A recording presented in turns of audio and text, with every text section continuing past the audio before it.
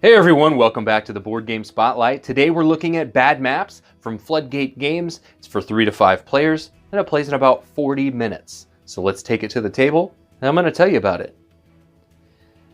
Now in Bad Maps, you are a pirate captain and you have all mixed up your treasure maps. Nevertheless, you are going to compete with the other captains in order to guide the minions to the treasure. Now that is a lot easier said than done, and I'm about to show you why. Now, Bad Maps is all about programming. Each player has 4 cards that each have one of the cardinal directions, and then you have 5 cards that dictate direction. You have 3 forward and 2 backward.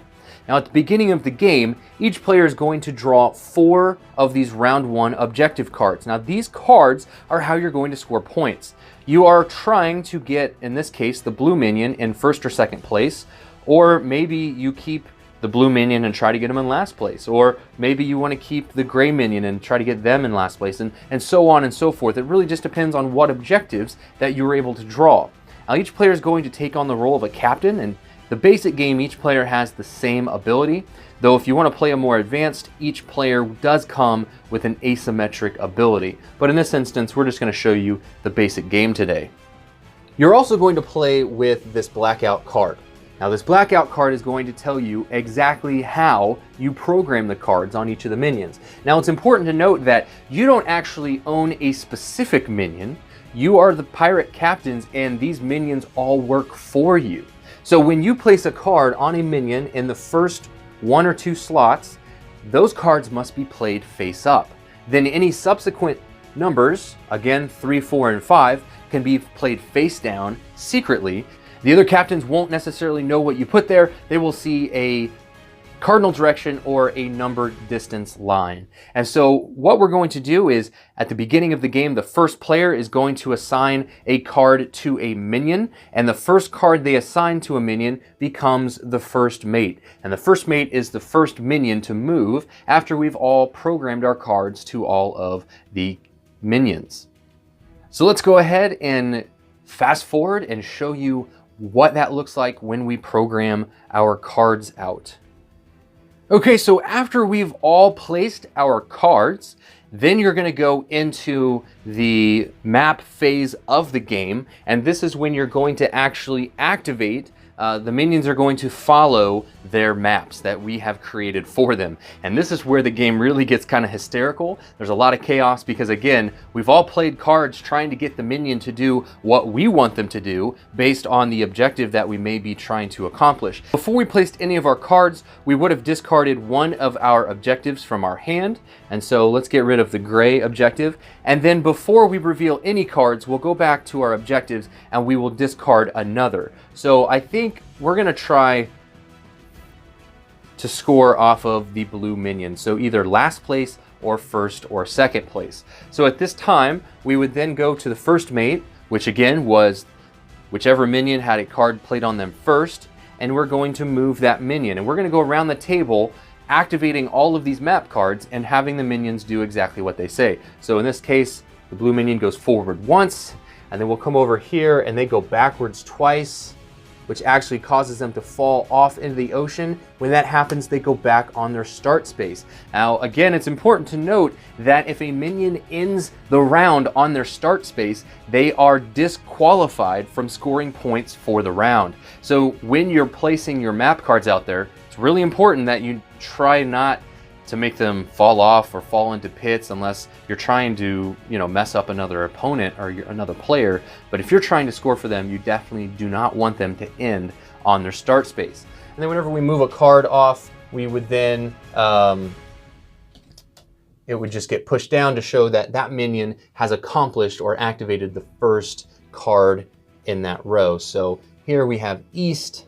So they're going to turn east like that. And then we go here, they go backwards 1. We would continue to do this for all of the minions until we've finished the round out.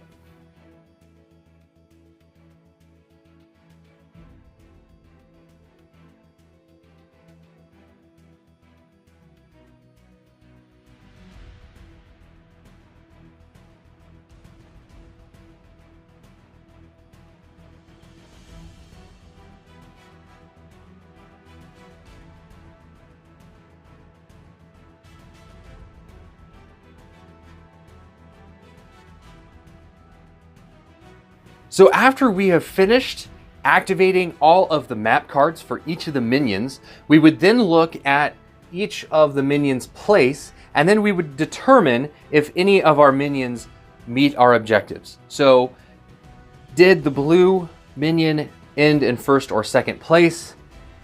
Unfortunately, he did not end in first or second. You would just count the spaces. This is 2 spaces away, and this is 3, 2, 1, 2, 3, 4. Unfortunately, blue did not get there. Now, is blue in last place? We would look at that. Red is in 5 spaces away, and blue is 4, so blue did not get last place either. In this case, any other players that were able to complete their objectives would score points for those. So after scoring objectives, each of the minions is going to dig a pit where they thought the treasure was located. So we're going to dig a pit here, and we'll dig a pit here, and we will dig a pit here, and we will not dig a pit here because it is a starting space. Then you're going to reset all of the minions back to their original positions. Each player is going to get 4 of the round 2 objective cards. So each player is going to go through the same step of determining what objective card they want to keep. You're going to reset the board, give all of the players back their directional cards. You're going to reveal a new blackout card, which is going to determine again, white has to be face up and black is placed face down. The player who's in last is going to gain a spyglass, and they're going to take the first player token. Now the spyglasses are used, you can activate your ability of looking at any face down card, or if you're playing with the advanced version, you can use the spyglasses to activate your personal power. So after a second round in the game, you're going to determine who has the most victory points, again based and awarded on the objective cards that players were able to complete. On the reverse side of this board, it's used for an advanced version of the game where players can actually choose where to place the starting positions of minions, and they get to choose where to place pits. So there's a lot more player agency and some more options and decisions for players when you're using the advanced version. Additionally, there is a 2-player variant for the game where you play with a third player's directional cards, and the blackout cards for 2 players tells you exactly where to place those cards in a 2-player game. So if you want to play 2 players, it just plays with a dummy character, but it plays just as chaotically as if you were playing a 3, 4, or 5-player game. So if Bad Maps looks interesting to you, if you would like to know more about the game, take a look at the description below for a link to the Kickstarter campaign. This has been Derek with the Board Game Spotlight, and this has been your preview of Bad Maps.